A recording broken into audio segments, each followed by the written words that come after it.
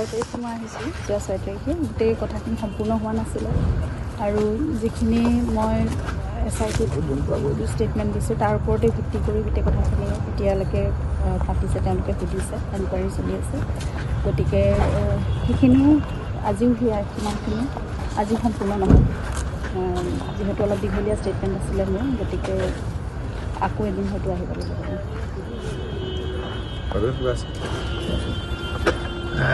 গোটেই ন্যায়িক প্ৰক্ৰিয়াত আপুনি কি দেখিছে? কাৰণ সিদ্ধাৰ্থ শৰ্মাই এবাৰ যদি আপোনাৰ জামিন আবেদন উইথড্ৰ কৰি লৈছে, গোটেই বিষয়টো জামিন আবেদন উইথড্ৰ কৰিছে, আকৌ ডিscharge পিটিশ্যন দিছে।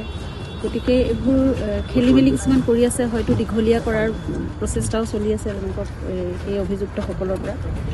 কিন্তু মই ভাবোঁ আমাৰ ন্যায় প্ৰক্ৰিয়াটো খুব কটকটীয়াকৈ একদম পানী নসৰকাকৈ হ'ব আৰু জুবিন গাৰ্গৰ ক্ষেত্ৰত এইখিনি হ'ব বুলি মোৰ দৃঢ় বিশ্বাস কাৰণেই কৰিছোঁ যে জুবিন গাৰ্গৰ কাৰণে নহ'লে আৰু অসমত কাৰ কাৰণে হ'ব? তেতিয়াহ'লে যদি জুবিনে ন্যায় নাপায়, তেতিয়াহ'লে অন্য আনসকল জনসাধাৰণৰ কাৰণে কেনেকুৱা ধৰণৰ ন্যায় ব্যৱস্থা হ'ব পাৰে?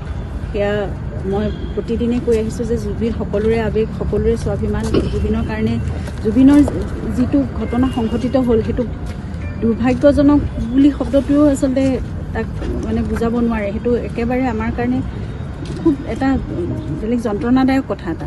আৰু এইটো কথাৰ যদি আমি 19 ছেপ্টেম্বৰ তাৰিখে কি হ'ল আজিলৈকে গম পোৱা নাই আৰু সেই কথাটো যদি নোলায়, তেনেহ'লে আমাৰ আৰু ন্যায়ৰ ওপৰত কি ভৰসা থাকিব? গতিকে আমি সকলো এটা প্ৰক্ৰিয়াৰ মাজত যিহেতু চলি আছে, ন্যায় ব্যৱস্থাৰ ওপৰতো আমি ভৰসা কৰিছোঁ।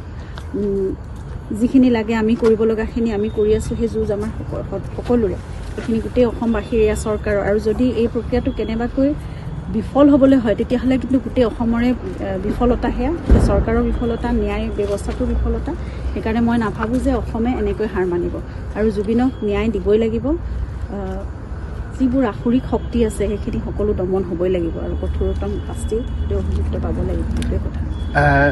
কিন্তু অলপ খৰতকীয়া হ'লে ভাল। আমি বিশেষ আদালতখনৰ কথা ইতিমধ্যে বহুবাৰ কৈ আহিছোঁ।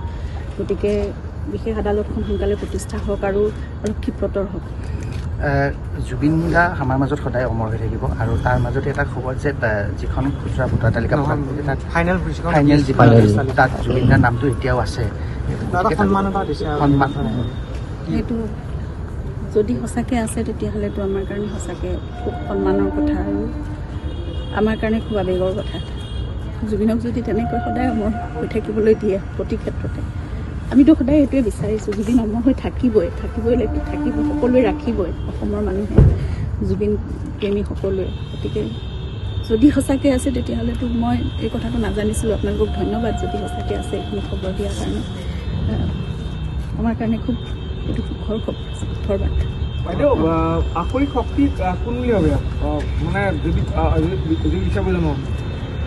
আসুৰিক শক্তি আপোনালোকে ইতিমধ্যেই গম পাইছে, গোটেই অভিযুক্তসকলৰ কথা কোৱাই হৈছে আৰু যিখিনি সেইদিনাখন নিয়তত উপস্থিত আছিল গোটেইখিনি যিখিনি প্ৰবাসী অসমীয়া আছিল সকলোৱে দেখিছে। গতিকে আসুৰিক শক্তি আপোনালোকে সকলোৱে জানে কোন অসুৰ হ'ব পাৰে আৰু জুবিনৰ এই পৰিণামৰ কোন মানে অভিযুক্ত হ'ব পাৰে, কাৰ দুখ হ'ব পাৰে।